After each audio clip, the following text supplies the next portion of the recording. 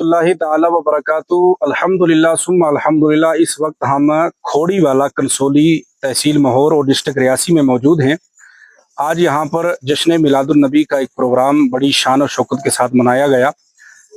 यहाँ पर पीर सैयद शाह हुसैन साहब की सरपरस्ती में और उनकी क़यादत में ये प्रोग्राम रहा और क़िबला अलहाज मौलाना शफ़ी साहब की सदारत में ये प्रोग्राम रहा है।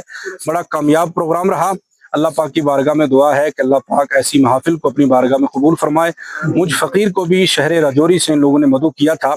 इस वक्त आप तमाम लोगों के सामने आने का मकसद ये है कि इस वक्त आप इन तमाम उलमा के चेहरे का दीदार भी कर रहे हैं और हमारे हाथों में ये आप देख रहे हैं कि जिसके ऊपर लिखा हुआ है आई लव मोहम्मद सल्लल्लाहु अलैहि वसल्लम। सारे लोग जरा मेरे साथ मिलकर कहें आई लव मोहम्मद,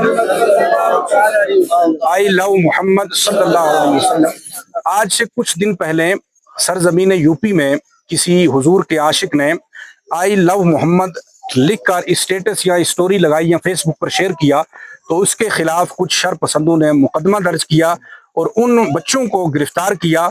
तो हम ऐसे शर पसंद लोगों से कहना चाहते हैं कि हम आज नहीं बल्कि हजरत आदम से लेकर हजरत ईसा तक, हजरत ईसा से अब तक और अब से क़यामत तक जो भी दुनिया में आया है और जो भी हुजूर का आशिक आएगा वो यही कहता रहा है कि हम हुजूर से प्यार करते हैं और इसी को इंग्लिश में आई लव मोहम्मद सल्लल्लाहु अलैहि वसल्लम कहा जाता है।